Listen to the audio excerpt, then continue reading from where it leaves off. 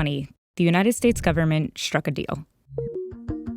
$1.2 billion would go to the British drug maker AstraZeneca to speed up their COVID-19 vaccine research. In exchange, AstraZeneca promised the U.S. 300 million doses if the vaccine made it through safety and efficacy trials. Earlier that month, the United Kingdom signed a similar deal with the same company to secure 90 million doses. These types of transactions where a country makes a deal directly with a company are called bilateral deals. And in 2020, rich countries made a lot of them. Those billions of dollars helped fund research that brought us the world's leading COVID vaccines in record time. But that money also determined where those vaccines would go. By January 2021, 96% of the Pfizer-BioNTech vaccine doses that were scheduled to be produced by the end of the year had already been bought, and 100% of Moderna's. Countries representing 16% of the global population held over half of the doses from the most promising vaccine developers. Basically, rich countries got vaccines, poorer countries didn't. In Brazil and India, health systems are being pushed to the limits at the same time that the U.S. is quickly opening up vaccinations for anyone.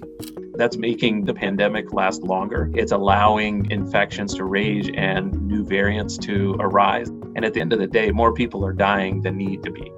The same deals that helped develop vaccines are making it harder to get them around the world. Now what?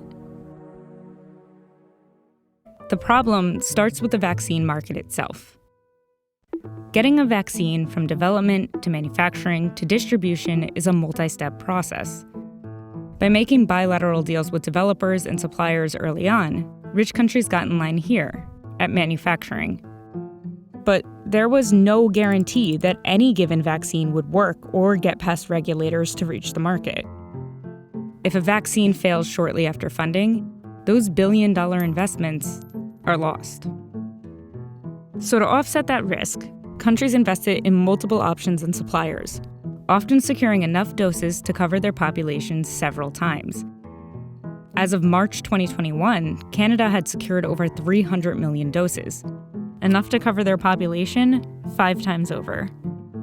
And the deals the US made were enough to cover its population at least twice, which worked out for them. Because even though they secured 300 million doses of AstraZeneca a year ago, as of April, it still hasn't been approved for use in the country. But the Pfizer and Moderna doses that the government pre-purchased are still enough to cover most of the population. Most countries can't afford to make multiple high-risk investments early on, so they wait until the vaccine is further along in the approval process.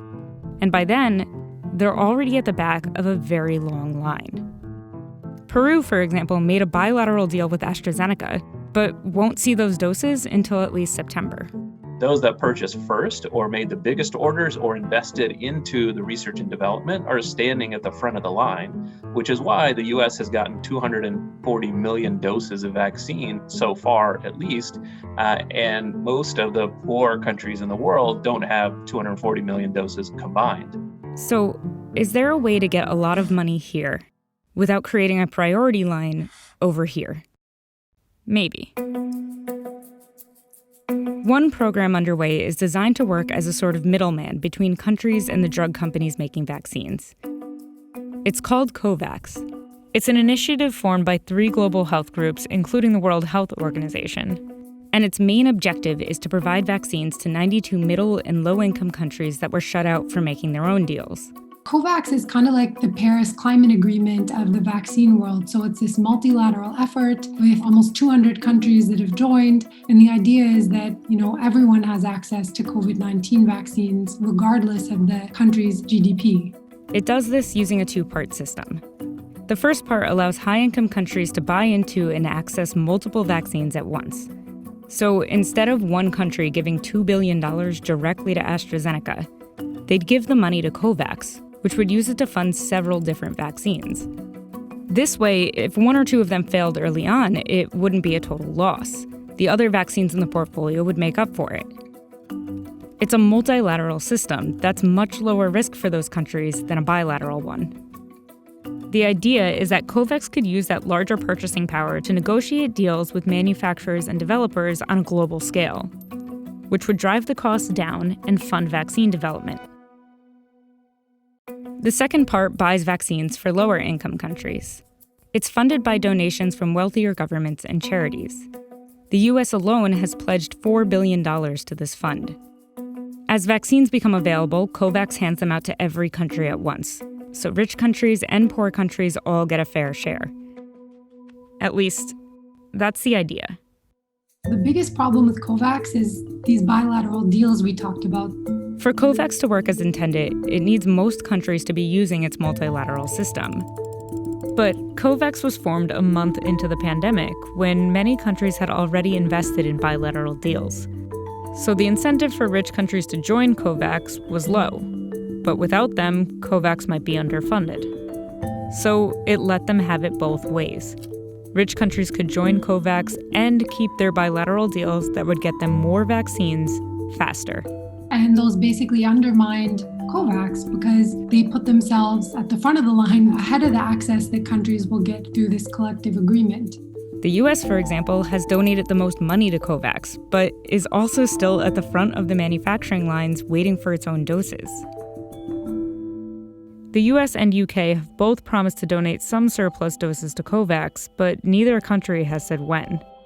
This means rich countries like the US decide who gets what when instead of, some global collaborative process of vaccine allocation.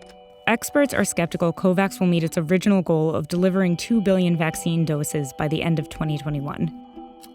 As of April, they've only purchased around half that amount and delivered 45 million doses. So they've reached a huge number of countries, but nowhere near enough to cover even frontline health workers or other essential workers in most of the countries that these vaccines are going to. Meanwhile, as of April, the US has already administered over 200 million doses. What COVAX is setting out to do is hugely challenging. They probably won't meet their own first targets, but they are getting vaccines into countries that probably wouldn't otherwise have them this quickly.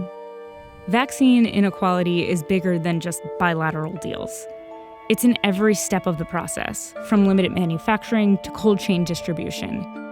Even debates around the intellectual property of vaccines. Our current system is not a well-oiled machine at all. And there's a lot of work to do if we want to be better prepared for the future.